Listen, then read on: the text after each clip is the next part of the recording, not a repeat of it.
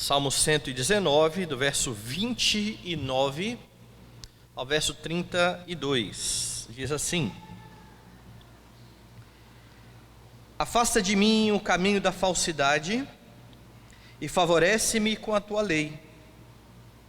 Escolhi o caminho da fidelidade e decidi-me pelos teus juízos. Aos teus testemunhos me apego.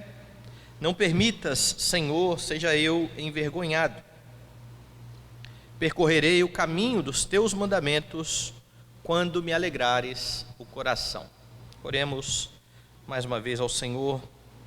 Pai santo e Deus bendito, exaltamos o glorioso nome do Senhor, muito agradecidos pelo privilégio de na manhã do dia do Senhor nos reunir para adorar o teu nome, exaltar a tua majestade, mas principalmente ouvir a tua voz por meio da tua palavra. Que o Senhor nesse instante venha falar ao nosso coração, ó Deus, para a tua própria glória e louvor. É a nossa oração em nome de Jesus. Amém. Os irmãos, a Bíblia diz que o homem por si mesmo, na sua força, no seu estado depois da queda, não consegue sozinho compreender a lei do Senhor. Pior ainda, por causa desse estado de pecado e de miséria que o pecado dos nossos primeiros pais lançou à humanidade, ainda que ele conseguisse entender a lei, ele não teria forças para cumpri-la, ele não conseguiria colocá-la em prática. E essa é uma dura realidade para o homem depois da queda. Entretanto, nós sabemos que para os cristãos, para aqueles que estão em Cristo, a palavra de Deus, ela é sabedoria de Deus, ela nos traz direção, consolo, amparo, alívio para as nossas almas. E nós vimos aqui nos 4 primeiros versículos, iniciados pela 4ª letra do alfabeto hebraico, a letra Dalet, que o salmista nos mostra como enfrentar as dificuldades da vida. É isso que você tem aí do verso 25 até o verso de número 28, onde o salmista diz: olha, você precisa colocar os seus problemas diante do Senhor. É o Senhor quem é o Deus que pode acudir o seu povo, é aquele que está de ouvidos atentos à oração, ao clamor do seu povo, e é preciso buscar ao Senhor então em oração e buscar a orientação do Senhor por meio da palavra. O que o salmista nos ensina nestes 4 primeiros versículos dessa 4ª sessão do Salmo é que você coloca os seus dilemas diante do Senhor orando, e você busca a resposta do Senhor por meio da palavra. Você fala em oração, Deus fala na palavra. Se você olhar para o último versículo dessa sequência de 4 primeiros versículos aí, que é o verso 28, você vai lembrar o pedido do salmista nesse contexto. A minha alma de tristeza verte lágrimas. Veja, ele está colocando o seu dilema diante do Senhor. E então ele diz: fortalece-me segundo a tua palavra. Está aqui, Senhor, o meu clamor, está aqui o meu problema, fortalece-me segundo a tua palavra. E a partir do verso 29 em diante, até o verso 32, estes últimos versículos iniciados pela letra Dalet, você tem mais algumas petições. O salmista faz mais algumas petições, e o texto vai mostrar que você depende totalmente do Senhor. Como é que ele vai demonstrar e apontar isso? Bom, ele vai mostrar que você depende totalmente do Senhor, primeiro, para entender a lei do Senhor. Vá lá no verso de número 32. Veja o que diz: percorrerei o caminho dos teus mandamentos quando me alegrares o coração. E eu quero começar aqui do último versículo para trás, somente por uma questão didática, para que você compreenda aqui o argumento do salmista. Aqui neste versículo o salmista está afirmando a sua disposição. E qual é a disposição do salmista? Está aí, veja: percorrerei o teu caminho, ou percorrerei o caminho dos teus mandamentos. E essa palavra percorrer que aparece aqui, traz a ideia de dar ouvidos, compreender a palavra do Senhor, ou o mandamento do Senhor, para poder andar nesse caminho. Essa é a ideia de percorrer aqui o caminho do Senhor. Mas há um problema, porque ele sabe que não vai conseguir percorrer o caminho do Senhor, ele não vai conseguir fazer isso, enquanto o seu coração não for disposto pelo Senhor. Se o homem não tiver o seu coração disposto pelo Senhor, ele pode, ou poderia até ter a intenção de percorrer o caminho. Hipoteticamente, ele não conseguiria. É por isso que ele coloca as duas coisas juntas. Eu vou percorrer o caminho dos mandamentos quando... Então ele está agora colocando a condição para isso. Quando me alegrares o coração. E essa palavra aí, alegrares o coração, poderia ter uma outra tradução. E outra tradução para essa palavra, e creio eu mais precisa, é alargar, ao invés de alegrar. E o versículo ficaria assim: percorrerei o caminho dos teus mandamentos quando me alargares o coração. A ideia aqui é quando o Senhor ampliar o meu coração, ou quando o meu coração ficar grande. O que esse homem está dizendo aqui, então, nesse texto? Literalmente, o que ele está declarando aqui é que o Senhor precisa dilatar o seu coração para que ele ande no caminho do Senhor. Se você olhar na NVI depois, você vai ver que a tradução lá está assim: eu vou percorrer o caminho quando o Senhor der mais entendimento.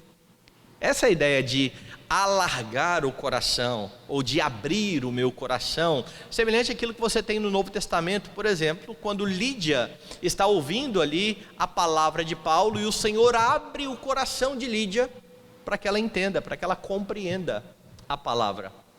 É este o entendimento aqui do salmista. Eu vou percorrer este caminho quando o Senhor me der mais entendimento.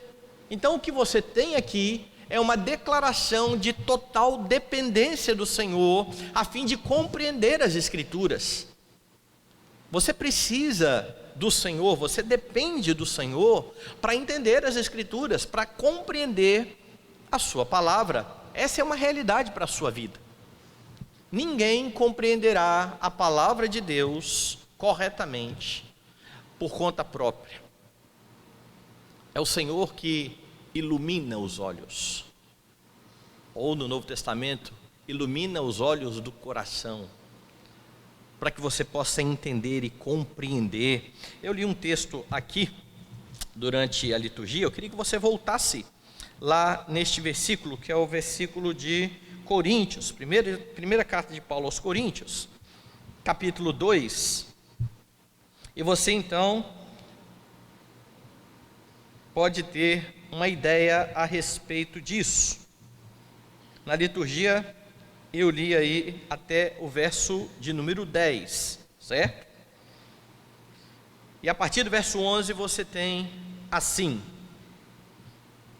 porque qual dos homens sabe as coisas do homem, senão o seu próprio espírito que nele está?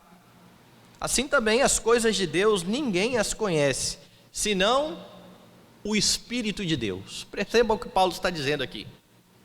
Ninguém sabe as coisas de Deus, senão o Espírito do próprio Deus. E aí você precisa entender o contexto anterior. Tem um texto aqui que é muito mal interpretado pela igreja. Às vezes, quando você fala a respeito da vida eterna, do céu, da maravilha que será no céu, você diz assim: não, eu creio que aquilo que está preparado para mim, nem olhos viram e nem ouvidos ouviram. Não é assim que você vê a citação do texto?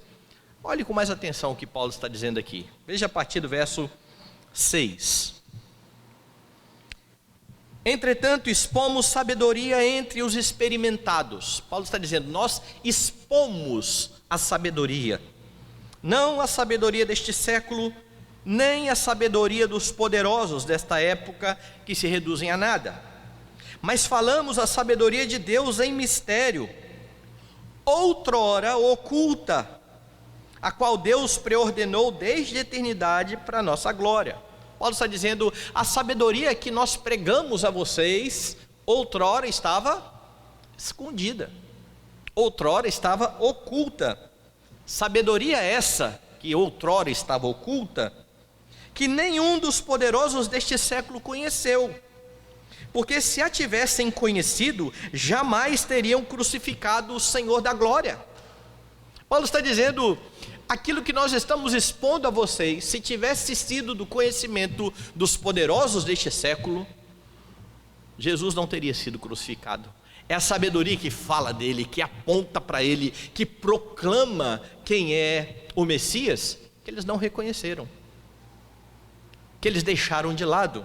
E aí então Paulo está dizendo, mas como está escrito, nem olhos viram, nem ouvidos ouviram, nem jamais penetrou em coração humano o que Deus tem preparado para aqueles que o amam. Paulo está dizendo, está escrito, está profetizado isso. Nem olhos viram e nem ouvidos ouviram o que está preparado para o coração humano. É por isso que eles não entenderam, é por isso que eles não compreenderam, e por isso eles crucificaram a Cristo. E a sequência então é, mas Deus nos revelou pelo Espírito. Aquilo que foi oculto aos poderosos deste século, foi revelado à igreja de Deus. E então você precisa lembrar aqui da oração de Jesus no Evangelho, quando ele diz, graças te dou, ó Pai, porque o Senhor ocultou estas coisas dos poderosos, e o Senhor as revelou aos pequeninos. Esse versículo não tem a ver com aquilo que será no céu, e que nem olho viu e nem ouvido ouviu. Este versículo tem a ver com o Evangelho que foi revelado a você. É por isso que nós entendemos e cremos que você não consegue compreender a palavra sem o auxílio do Espírito de Deus. É impossível. É isso que Paulo está dizendo aqui. É por isso que lá no verso seguinte, no verso 11, ele diz, o homem sabe das coisas do homem, e as coisas de Deus ninguém as conhece, senão o Espírito. E ele continua no 12, ora, nós não temos recebido o Espírito do mundo, e sim o Espírito que vem de Deus, para que conheçamos o que por Deus nos foi dado gratuitamente. O Espírito de Deus então nos faz entender e nos faz compreender aquilo que outrora estava oculto, aquilo que outrora estava escondido e que os poderosos deste século não tiveram condições de entender. Ele continua, disto também falamos, não em palavras ensinadas pela sabedoria humana, mas ensinadas pelo Espírito, conferindo coisas espirituais com espirituais. Ora, o homem natural não aceita as coisas do Espírito de Deus, porque eles são loucura e não pode entendê-las, porque elas se discernem espiritualmente. Porém, o homem espiritual julga todas as coisas, mas ele mesmo não é julgado por ninguém. Pois quem conheceu a mente do Senhor que o possa instruir? Nós, porém, temos a mente de Cristo. Você tem a mente de Cristo. É por isso que você consegue compreender as Escrituras. E você precisa depender desse Deus. O Espírito de Cristo conduz você ao entendimento dos mandamentos do Senhor. O Espírito te dá clareza, e somente tendo a mente de Cristo, o homem é capaz de discernir esta palavra, porque ela é espiritual. O homem carnal olha para essa mesma palavra, que traz a você sabedoria, e entende que isso aqui é loucura. E estando em Cristo, então, você pode, ou você consegue, se renovar pela transformação da sua mente. Aquela ordem que Paulo dá lá em Romanos. Você consegue entender a Escritura, deixar de lado os velhos padrões e assumir os novos padrões da lei do Senhor, mas você depende do Senhor para isso. Louve a Deus, porque Ele concede a você esse entendimento. Mas não é só isso, volte lá no Salmo. O salmista mostrou que você depende do Senhor para compreender ou para entender a lei. E ele mostra também que você depende do Senhor para andar em retidão, para andar por meio dessa lei. Os versos 29 e 30 falam a respeito disso. Veja lá. Afasta de mim o caminho da falsidade e favorece-me com a tua lei. Escolhi o caminho da fidelidade e decidi-me pelos teus juízos. A fim de percorrer este caminho do Senhor, o salmista diz: eu preciso entender, eu preciso compreender. E agora, nos versículos que nós lemos aqui, ele mais uma vez fala a respeito dos caminhos. No verso 29, ele fala a respeito do caminho da falsidade. Veja lá. Afasta de mim o caminho da falsidade. Que caminho é esse? Que caminho seria o caminho da falsidade? É este caminho que o homem trilha por conta própria. É aquele caminho que Adão começou a trilhar quando deixou de dar ouvidos à lei do Senhor e de forma pretensamente autônoma quis entender ou conhecer o que era o bem e o que era o mal. É ele agora quem vai decidir como ele vai andar. Eu não preciso de Deus me orientando, eu vou me orientar. Eu vou fazer o meu próprio caminho. Este caminho que Provérbios diz que ao homem parece um caminho correto, mas que ao final é um caminho de morte. É este o caminho da falsidade. Então o que o salmista está pedindo? Senhor, afaste de mim este caminho da falsidade, ou me afaste do caminho da falsidade. Como é que ele faz isso? A fim de se desviar do caminho da falsidade, ele conta com a graça, com o favor de Deus. É por isso que ele está pedindo aqui que o Senhor o favoreça. Veja lá: afasta de mim o caminho da falsidade e favorece-me. Me dê o favor do Senhor, a graça do Senhor com a tua lei. Isso aqui é para fundir a cabeça de um monte de gente que acha que a lei e a graça estão distantes e uma exclui a outra. O salmista está falando: pela graça do Senhor, me afaste do caminho da falsidade e me mostre o caminho da tua lei. Literalmente é isso que ele está dizendo. Esse caminho de falsidade, que só é discernido que é um caminho falso por aqueles que já tiveram os seus olhos iluminados, porque o homem natural, ele está andando nesse caminho de falsidade, mas ele está achando que está tranquilo. Para ele está tudo bem, ele está num bom caminho. A estrada está cheia de buraco, mas ele fala: não, é isso aqui mesmo, o caminho é esse. Ele não consegue discernir que ele está num caminho errado. Mas tendo os olhos abertos pelo Senhor, ele pode agora contemplar essa estrada e dizer: essa estrada é de morte, esse caminho leva à perdição. E porque ele consegue fazer isso agora, porque ele consegue ver que este caminho está equivocado, é que ele pode então tomar uma decisão. Dê uma olhada aí no versículo seguinte: escolhi o caminho da fidelidade, decidi-me pelos teus juízos. Veja as palavras que ele está usando aqui: escolhi e decidi. Para algumas pessoas, esse homem é que era meio arminiano, não era não? Salmista aí, ele não sabe que não é assim. É Deus quem escolhe a gente, é Deus, nós sabemos disso. Mas o que o salmista está mostrando aqui é a sua resposta à graça de Deus. É por isso que o pedido anterior foi: me favoreça com o teu caminho. E depois que Deus o favorece, ele diz então: eu me decido por esse caminho, eu quero este caminho, porque é uma decisão sua.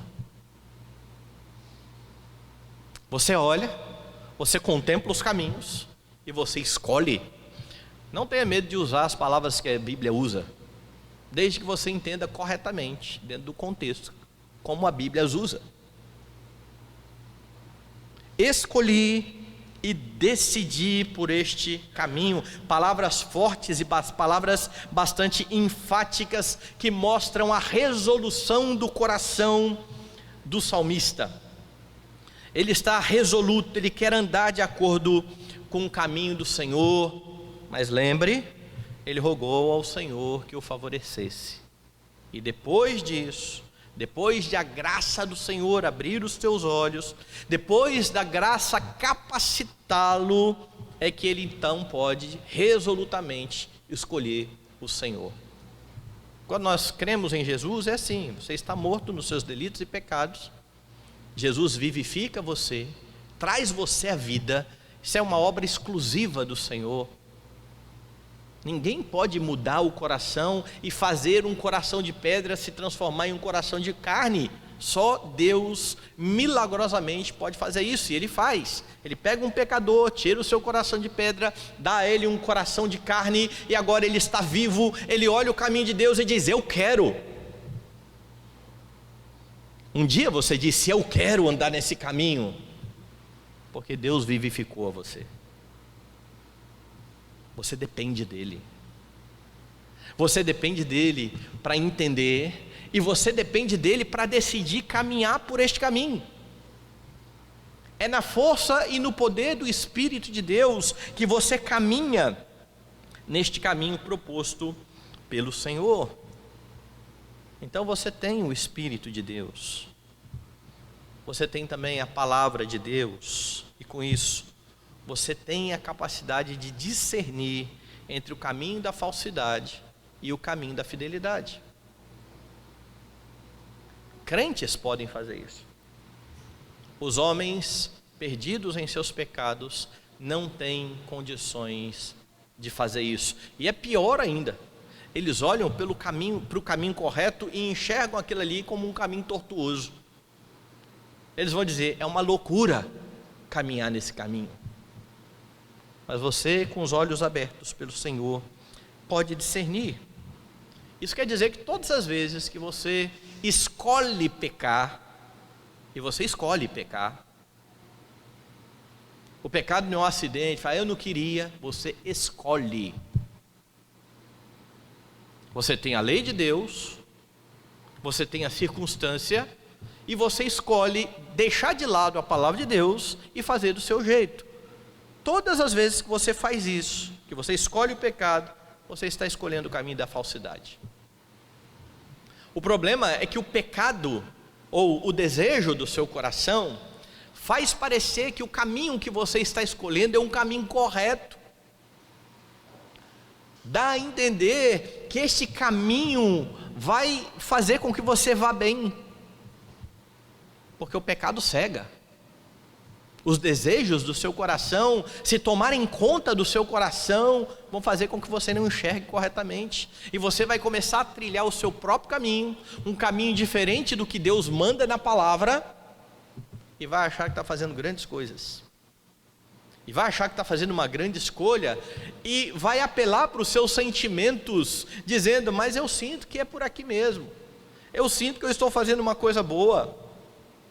Não importa o que você sente, porque debaixo do pecado, os seus sentidos estão confusos, estão embotados.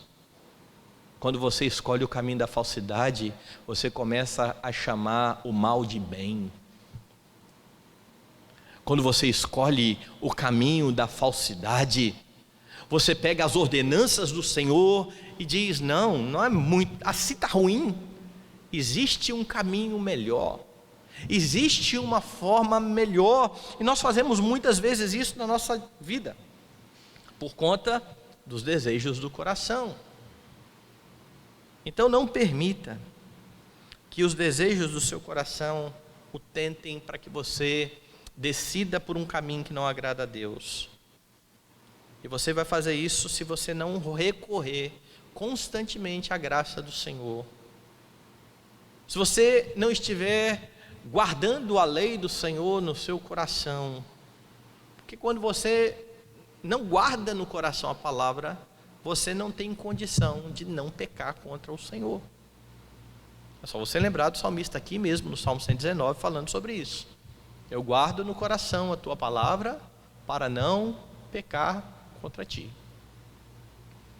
Mas se você for abandonando a leitura da Bíblia, abandonando a oração, abandonando a comunhão da igreja, abandonando o período em que a igreja se reúne para estudar a Escritura, você será cada vez mais facilmente iludido pelo caminho da falsidade. Então, como cristão, olhando para a palavra, com auxílio do Espírito Santo, todos os dias, você precisa reafirmar a sua resolução de andar em santidade. Todo dia você tem que dizer: decidi andar nesse caminho, escolhi este caminho. Todo dia nós precisamos nos lembrar disso. Não esmoreça, não ache que esse caminho já se tornou natural, você já sabe de cor. Não baixe a guarda. Sabe quando isso acontece? Quando você dirige constantemente por uma estrada conhecida. Quando você dirige por uma estrada conhecida, você não presta muita atenção, você não precisa mais prestar atenção. Você sabe onde virar, você sabe onde tem um quebra-mola. Mesmo que não tenha aquela plaquinha lá e aquele quebra-mola todo pintado, iluminado lá, você chega perto e já para automaticamente, passa ali por cima, você conhece o caminho. Mas se você se distrair, confiar muito nisso, vai ser aquele dia em que você está apressado e de repente você dá um solavanco, olha, quebra-mola. Você esqueceu que tinha um quebra-mola ali. Você está tão convicto de que você conhece o caminho, que você passou com tudo por cima do quebra-mola. Assim é o crente que acha que já é santo, que já conhece a palavra de Deus, que não depende tanto assim de Deus. Eu sei, eu luto contra o pecado, eu sou crente, eu faço boas decisões. Não confie em você mesmo, você depende do Senhor. É por isso que Paulo escreve àqueles coríntios que estavam ensoberbecidos com seus dons, dizendo: aquele que pensa estar de pé, cuide para que não caia. Lembre-se disso todos os dias. Tenha os mandamentos do Senhor diante de você, nas suas mãos e por frontal entre os olhos, como diz lá em Deuteronômio. Porque o caminho da falsidade é um caminho sedutor. Ele é um caminho mais fácil de ser seguido. Ele é apresentado diariamente diante de você, e você não pode orgulhosamente achar que está imune a isso. Se você quiser olhar para um homem que está olhando para a sedução desse caminho, veja lá o Salmo 73. Quando Asaf diz: Deus é bom para com Israel, mas quanto a mim quase me resvalaram os pés, porque eu invejava os arrogantes. E aí então ele começa a descrever os arrogantes, o caminho dos arrogantes. Para eles não tem problema, a vida deles é tranquila. Eles não compartilham das canseiras dos mortais, nem doente esse povo fica. Quando Asaf olhava para os ímpios nos seus caminhos, ele olhava e estava seduzido por aquilo, achando que era um caminho muito bom, até que ele atentou para o fim do caminho. O fim do caminho é a ira do Senhor. O fim do caminho é terrível. Mas e qual é o fim do caminho do salmista, que aparentemente é um caminho difícil? Aparentemente não, é um caminho difícil. Quanto a mim, eu estou com o Senhor para sempre. Para sempre. Mas os desejos do seu coração, o pecado, vão tentar tornar esse caminho sedutor. Então clame ao Senhor, busque a presença do Senhor, a fim de poder andar em retidão, porque você depende dele e totalmente dele. Então você depende do Senhor para entender a lei, você depende do Senhor para andar de acordo com a lei, você depende do Senhor também para não ser envergonhado. Veja o pedido aí do verso 31. Aos teus testemunhos me apego, não permitas, Senhor, seja eu envergonhado. Veja a primeira declaração que ele faz no versículo. eu estou apegado ao caminho do Senhor. Literalmente ele está dizendo, eu estou grudado no caminho do Senhor. Eu estou colado no caminho do Senhor. É essa a ideia aí do apegado ao caminho do Senhor. E grudado, colado aos mandamentos do Senhor, o salmista espera andar de modo digno e ele espera não ser envergonhado. Ele faz essa petição ao Senhor: não permita que eu seja envergonhado. É por isso que ele então está clamando ao Senhor, porque ele sabe que depende do Senhor também para isso, para que ele não seja envergonhado no seu caminhar. De forma curiosa, quando você olha para o Novo Testamento, abre lá a sua Bíblia na Epístola de Paulo a Tito, você tem algo interessantíssimo. Capítulo 2, versos 7 e 8. Veja que Paulo está escrevendo então a Tito: torna-te pessoalmente padrão de boas obras. No ensino, mostra integridade, reverência, linguagem sadia e irrepreensível, para que o adversário seja envergonhado, não tendo indignidade nenhuma que dizer a vosso respeito. Então contraste as duas coisas. No Salmo 19 o salmista está dizendo: eu estou grudado nos mandamentos do Senhor, não deixa eu ser envergonhado. Paulo agora diz a Tito: ande de forma irrepreensível, seja um padrão nos fiéis, para que o inimigo seja envergonhado. Ou seja, se Tito andasse daquela forma, Tito não seria envergonhado, mas aqueles que o acusavam ficariam envergonhados. Quem anda de acordo com os mandamentos, em vez de ser envergonhado, faz calar os seus adversários. Uma vida de testemunho produz exatamente isso. Quando você anda de acordo com os mandamentos, você, em vez de ser envergonhado, faz com que os seus adversários e com os adversários de Cristo sejam envergonhados.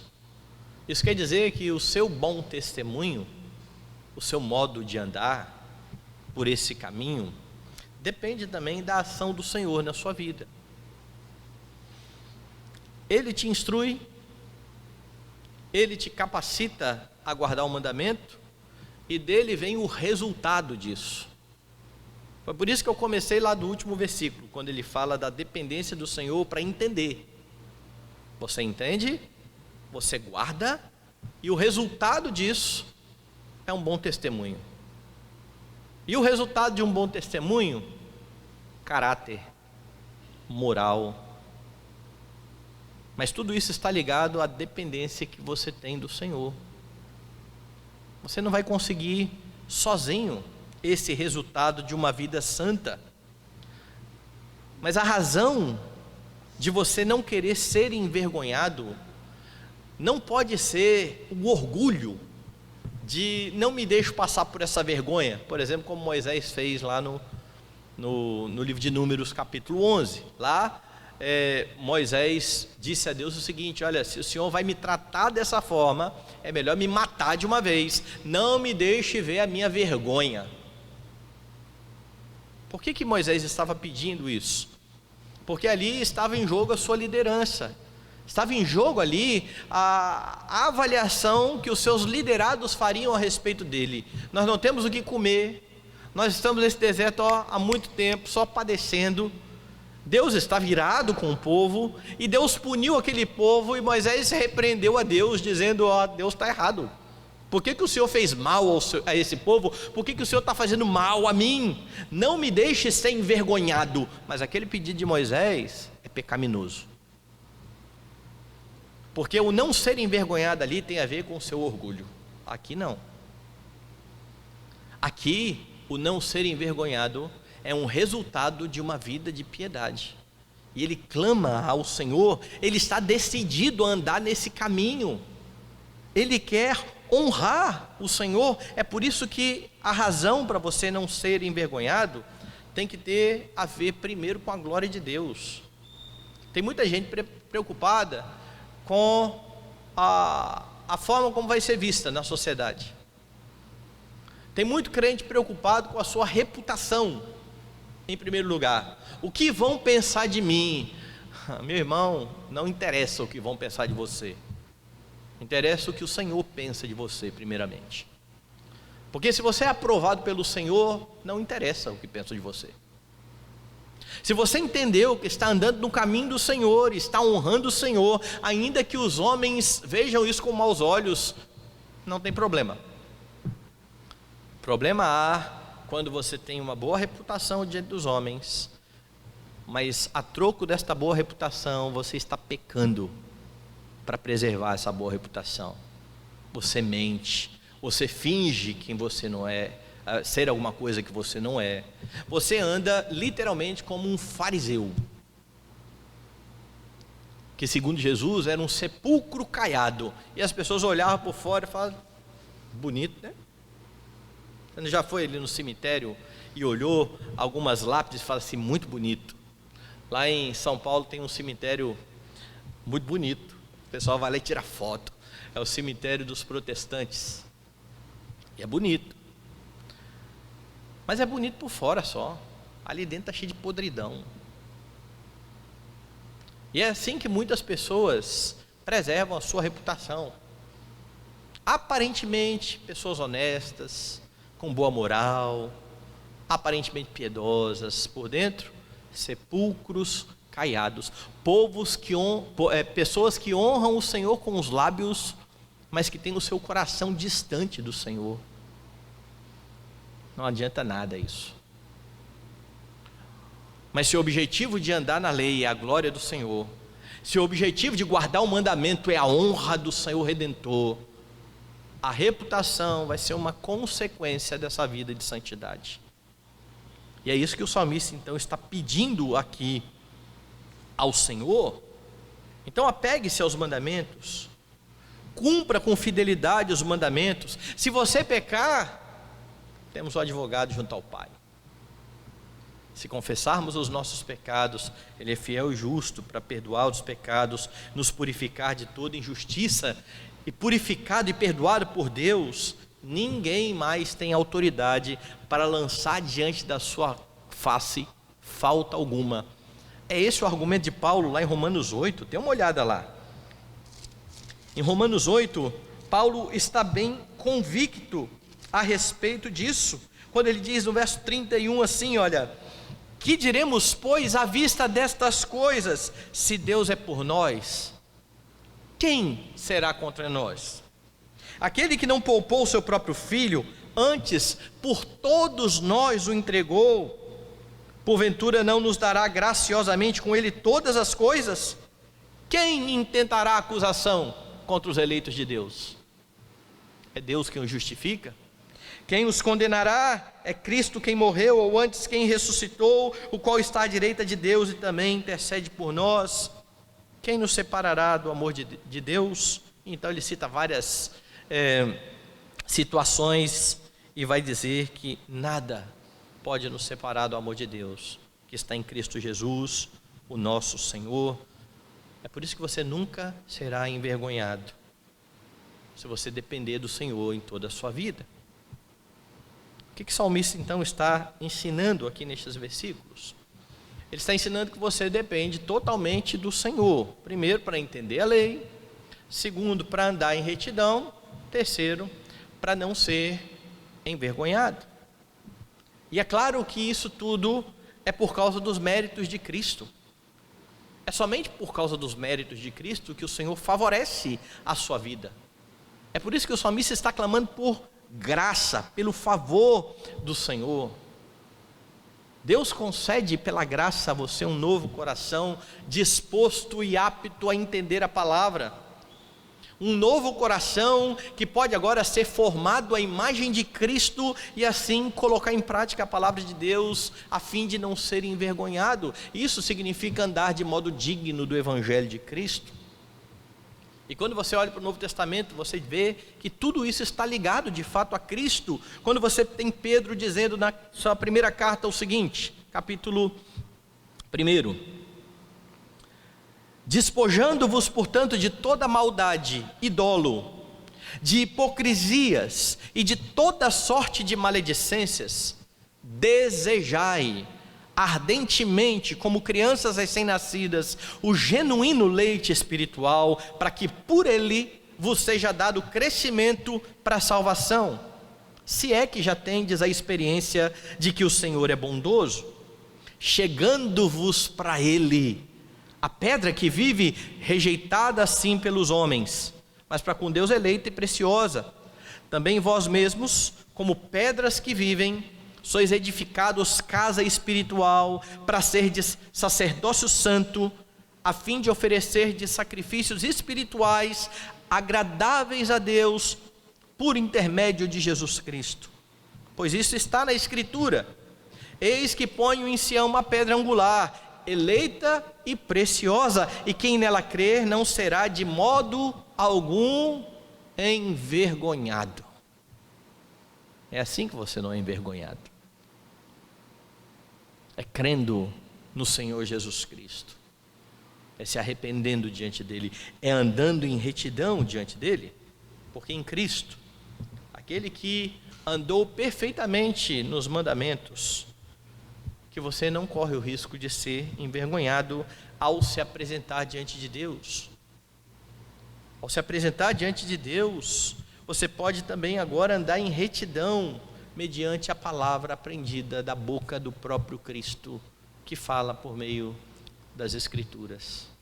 Que você entenda diariamente a sua dependência do seu Redentor e viva para a glória dele.